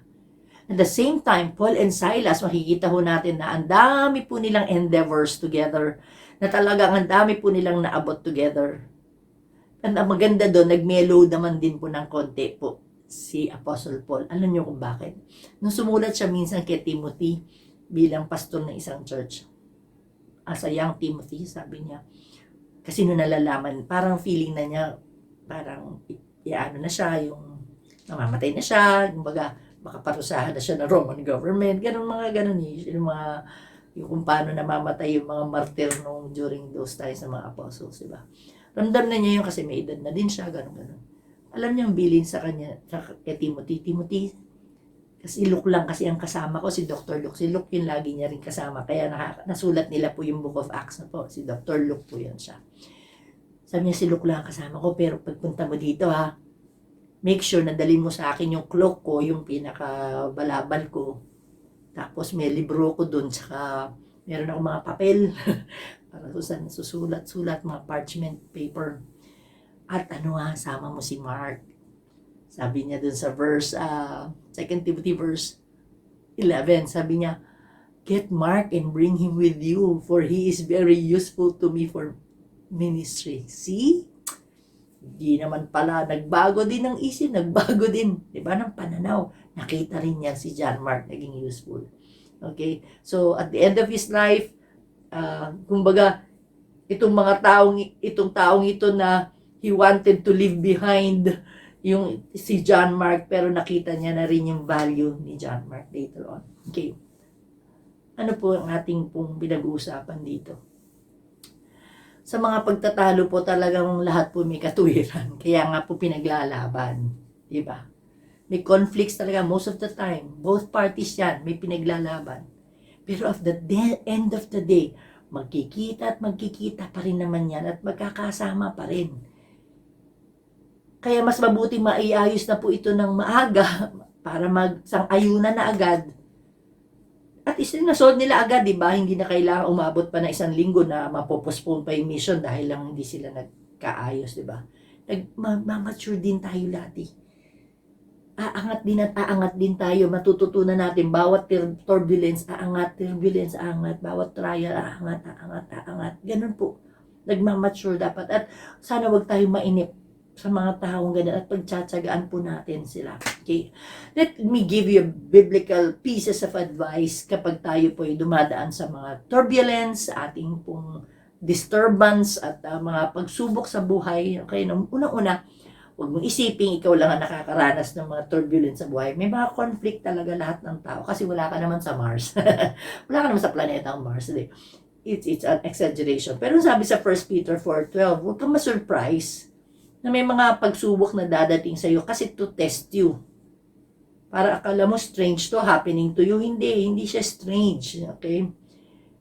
Kundi mag-rejoice ka kasi meron kang natututunan dyan, nagmamature ka out of that, nagiging strong ka sa faith mo. Okay? Be glad kasi makikita mo yung glory ng Panginoon sa bawat turbulence na yan pag inangatan mo siya. Pangalawa, harapin mo yon at huwag mo tatakasan. Kasi baka mas lalo kang mawala at lalo pang lumala. Okay? Kapag hindi mo hinarap, lalala at saka pag inilayuan mo pa yun, baka kung saan ka pa mapunta, lalo ka maligaw-ligaw pa dyan. Ano sabi sa Romans 12:12, rejoice in hope. Sige, lagyan mo ng pag-asa, bigyan mo ng pag-asa yung mga sitwasyon, and persevere in tribulation. Mag-persevere ka, tsaga-tsaga lang sa mga pagdadaanan pang mga conflicts, mga discord, and be devoted to prayer. At yun naman ang sinabi ng Panginoon, I have overcome the world. Kaya tutulungan naman kita na harapin yun. Hindi mo naman haharapin yun mag-isa. Kaya wag kang tatakas. Kung harapin mo yung sitwasyon, hindi pwedeng puro walk out. Pwede cool off muna. Pwedeng palamig, parang ganun. Pero hindi ibig sabihin na i-abandon mo, bahala na. Kaya nagiging tuloy, walang closure. Kailangan i-deal lahat, pag-usapan lahat. Yung mga nakaka-trigger sa mga turbulence na to. Number 3, hinahon, puro H po to. Hinahon po sa pakikipagtalastasan. Walang mararating ang sigawan at sakitan. Okay? Ephesians 4:15 says, instead, speaking the truth in love, we will grow to become, in every respect, the mature body of Him who is the head, that is Christ. At sabi pa ng Proverbs 15:23, what a joy it is to find just the right word for the right occasion. Good News Translation po yun. Kailangan po medyo hinahon po tayo sa pakikipagtalastasan. Hindi lahat ng gusto mong sabihin ay pwede mong sabihin. Okay? Hindi lahat ng gusto mong sabihin pwede mong sabihin. Kasi alam mo, pwede mag-trigger yan na para lumala ang turbulence. Okay? Parang pinapakapal mo yung mga ulap para malaglag yung eroplano. Parang pinalalakas mo pa yung alon para malunod na kayo lahat dun sa barko. Gets po natin yon. So, kailangan hinahon po sa pakikipagtalastasan. Kulang, huwag masyadong sigaw, huwag magsakitan. Yung parang nananadya ka na minsan na parang saktan para lang mukha kang panalo. Pero sa harap ng Panginoon, hindi ka talaga panalo. At number 4, hinay-hinay po sa mga pagdidesisyon. Pansinin nyo po, talagang careful po sila sa yung early church sa pagdidesisyon. Magkonsulta muna talaga lagi sa Panginoon at sa banal na spirito na nasa atin. Ano po sabi sa Luke 15:28-29? Halimbawa daw po, ikaw ay gusto mong magtayo na isang tore. Hindi mo ba daw uupuan mo na yon at magkikwenta ka? Magkano kaya magagastos po din daw ganito, materialis ko ganito. At para makita mo kung sapat yung pera mo, para makumpleto mo yun. Kasi kapag nilagay mo na daw yung pundasyon, tapos hindi ka pa nagkwenta, paano mo matatapos yun? Yun yung kinikwentong parable ng Panginoon Yesus. Eh di lahat daw na makakakita sa'yo na unfinished yung tore mo, ay ano ba yan, nakakahiya, gagano'n. Iinsultuhin ka talaga. Okay? Tandaan po natin, ang pagsunod sa Panginoon hindi naman talaga smooth. Hindi po yan smooth ride. And you will really take up the cross. And you will deny yourself. Kaya yan ang pinaalala po ng Panginoon Jesus. Susunod talaga kayo pag-isipan yung maigay. Hindi yung nag-decide kayo na maging follower ko, tapos pagsisisihan nyo rin pala sa huli. At magiging hunyango pa kayo. Alright? Kaya sabi sa Proverbs 25:8, ito po yung verse, okay? Maghinay-hinay kayo sa huwag kang basta sabi ng sabi, parang wait lang, huwag mong sabihin agad na may ka-conflict ka lang, may disagreement ka lang, sabi, didemanda ko to. Sabi po ng Proverbs, huwag ka daw Bigla-biglang gano'n kasi baka magulat ka, lahat ay bumaligtad na. Kala mo panalo ka, naku, kawawi ka.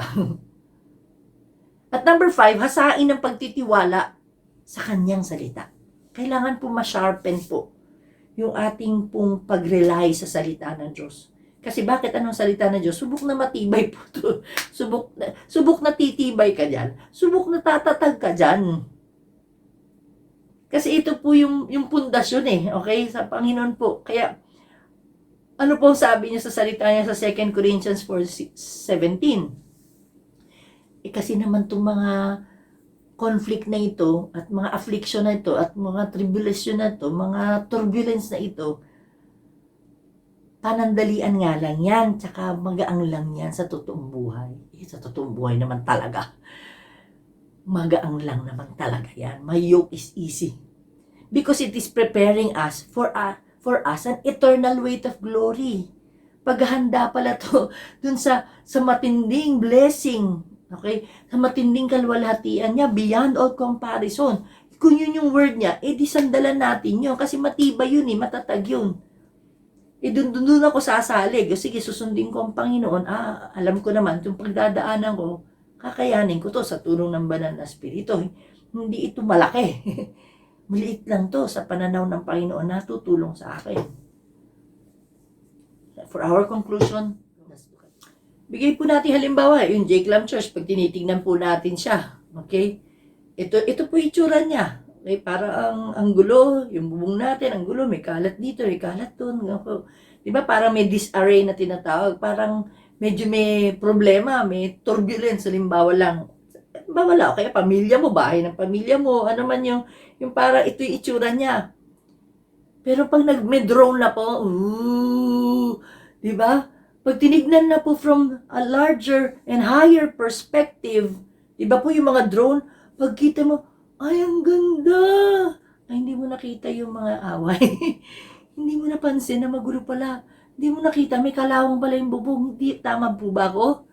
Kasi nga, you were raised above and just to see it na hindi pala masyadong malaking problema tong problema ko. Hindi pala ganun. And nawa, i-desire natin to rise above this turbulence para mas laging ang pananaw natin, kaya ng Panginoon ito. Okay? Turbulences are being allowed by the Lord to train yung heart natin to love, to be wise, to be true, to be right. Kasama po yan sa training. But we just need to rise above them. Tandaan ho natin, in our past, in the past, the Holy Spirit was already there.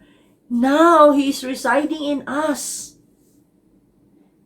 And the God that we serve sees our future, kaya hindi po nararatel po ang ating Panginoon at ang Banal na Espiritu. Kaya kung siya po ang ating laging kapartner, hindi tayo kailangan maratel sa bawat conflict at bawat turbulence ng buhay natin. We can always climb that mountain and cross that ocean.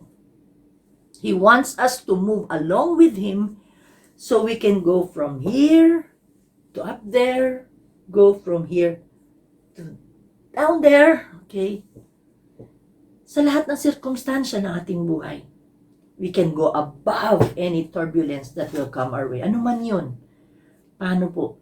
If we flow with His Spirit, kikinig po tayo sa udyok niya, we will soar with eternity in mind. We will soar like eagles, tulad ng agila, nang iniisip mo ay pang-eternal, pang-eternity. Okay?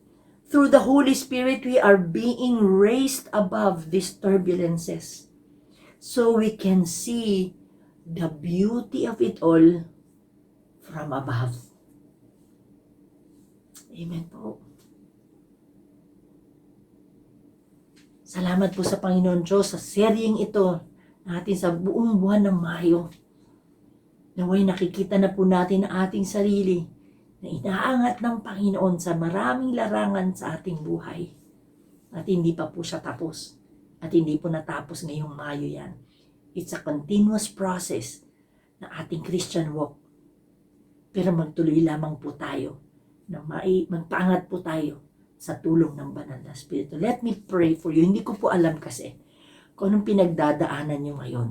Hindi ko alam kung anong discord, ano pong pretensyon na yung ginagawa dyan sa tahanan nyo, sa simbahan, na kailangan, may mali, something like that, na po, may conflict. At gusto ko po na sama-sama po tayong manalangin. At kung alam niyo yan, taas niyo lang po ang inyong kamay at mananalangin po tayo. Let's agree in our prayer. Diyos naming Ama sa langit, nagpapasalamat po kami sa pagkakataong ito na tinuruan po kami ng banal na Espiritu sa isang sitwasyon na talaga namang nangyayari sa aming buhay. Pero napaka-relevant po, Panginoon. At nabigyan niyo po kami ng ehemplo sa Book of Acts, Panginoon, kung paano sila kumikilos doon alongside, Panginoon, ng banal na Espiritu sa buhay nila. Kaya naaayos ho nila yung mga disarray sa kanila. Salamat po, Panginoon, sa pagtuturong yun at nawa, Panginoon, anuman po ang kinahaharap ng inyong mga anak sa pamilya man yon, sa iglesia man yon, sa trabaho man yon, sa mga barkadahan man yon, yung mag-asawa man yon, o anak sa magulang, hindi ko po alam, pero alam mo lahat. Dalangin ko, O Diyos, that your followers, O God, your followers, the Christians worshiping with us online, will be raised above their turbulence right now in the name of Jesus. Give them wisdom. Turuan niyo ho sila kung anong gagawin. Show them the way. Teach their path, Lord. Saan po ba sila dadaan? Ano po kanilang gagawin, Panginoon? Upang malugod po kayo sa kanilang mga pagdidesisyon, malugod po kayo sa kanilang pananalita, at kung paano po nila haharapin ang mga turbulence na ito. Salamat po, Panginoon Diyos, sa pagtulong mo, and we look forward to more testimonies of lives being raised up because of your Holy Spirit. We give you honor, we give you praise, Lord. In the name of Jesus, we all agree and say, Amen and Amen. Praise the Lord. If you have been blessed with our series, i-post nyo po yun. Ano man pong anecdotes na meron kayo, maliit o malaki, mag-react po kayo para po mas ma-encourage po yung iba. At kung may testimony po kayo, mag-volunteer po kayo. Sabihin nyo lang po sa akin, gusto nyo mag-share ng testimony nyo kung paano kayo inaangat ng Panginoon. We'll be glad to receive them and listen to your testimonies. Alright? God bless all of you. And see you next Sunday sa ating pong communion.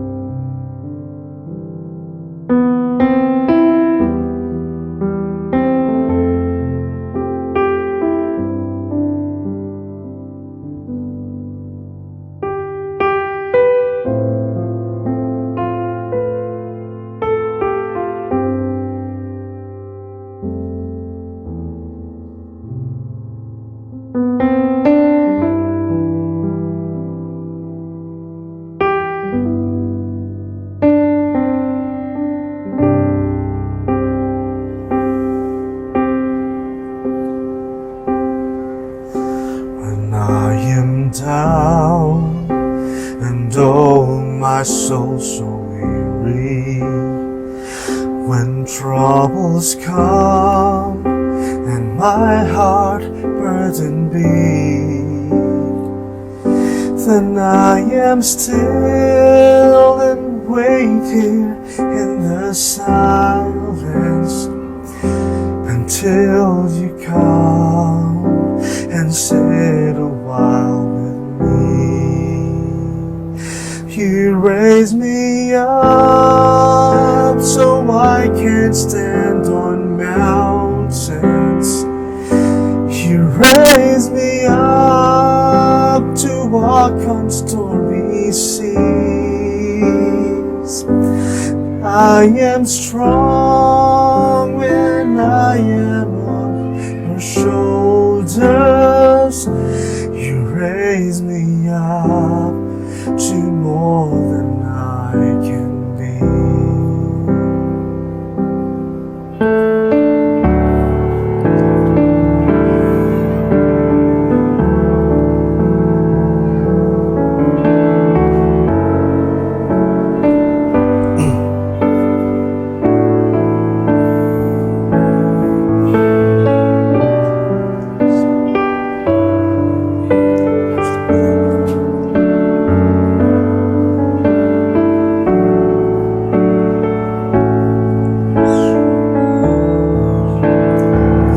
You raise me up and I can stand on mountains. You raise me up to walk on stormy seas. I am strong when I am on your shoulders. You raise me up to more than I can be.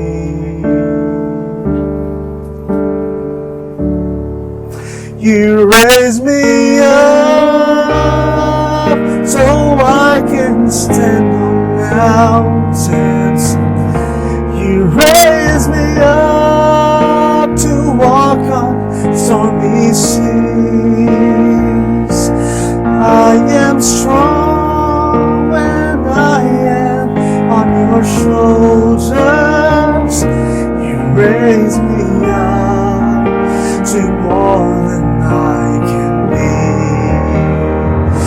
You raise me up so I can stand on mountains. You raise me up to walk on stormy seas. I am strong when I am on your shoulders. You raise me up to more than I can be. You raise me up to more than I can